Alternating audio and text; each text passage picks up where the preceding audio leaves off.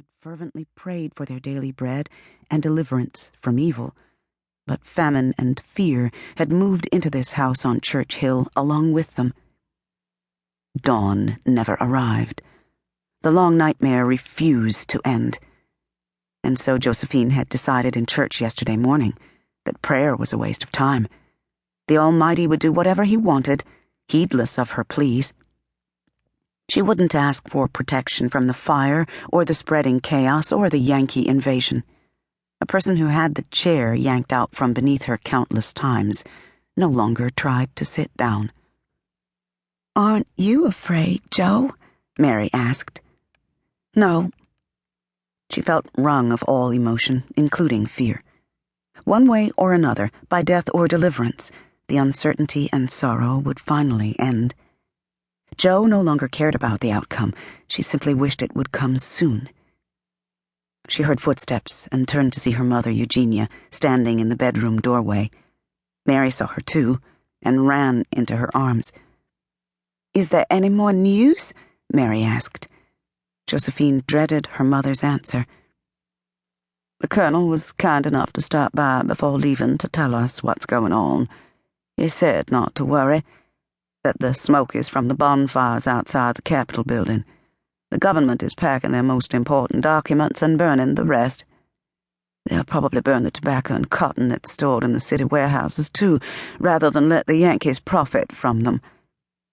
Joe studied her mother's beautiful face, usually so calm and serene, and knew by the crease between her dark brows that there was more bad news.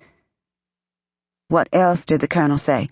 Are the mobs still looting all the businesses?" Mother hesitated, then said, "Yes. He warned us to stay away from the commercial district, and so I don't want to alarm you girls, but I think we'd better pack, just in case." "Are we leaving with everyone else?" Mary asked. "Not yet," Mother said, stroking Mary's dark hair. Josephine remembered the soothing gesture from when she was a child, sitting on her mother's lap, secure in the comfort of her arms. But she was too old to run to Mother now, and her grief was beyond soothing. Besides, Mother had a wellspring of grief all her own. "We'll wait here a little longer," Mother said, "but I think we should be ready to leave if we have to." "Are we taking everything?" Joe asked. She surveyed the trunks and crates of belongings stacked in their tiny bedroom. War had stripped their lives bare, the way wind and frost strips leaves from a tree, until their once flourishing life had been whittled down to a single room. "We'll pack only what we truly need this time," Mother said, "and only what we can carry. We'll leave the rest to God's will." Joe wondered if these last few possessions would survive, or if God would take them, too. She and Mother had clung to these reminders of their old life ever since the day a Confederate captain and his handful of men had ridden to their plantation, 15 miles from Richmond, to warn of the advancing enemy. "It isn't safe to stay here any longer, ma'am," he told them. He'd removed his hat out of respect, but he hadn't dismounted. The horse snorted impatiently, fogging the chilly air with its breath. To Joe, another loss had seemed unimaginable, coming a mere month after Daddy's death. "But we can't leave our home," Joe had blurted out.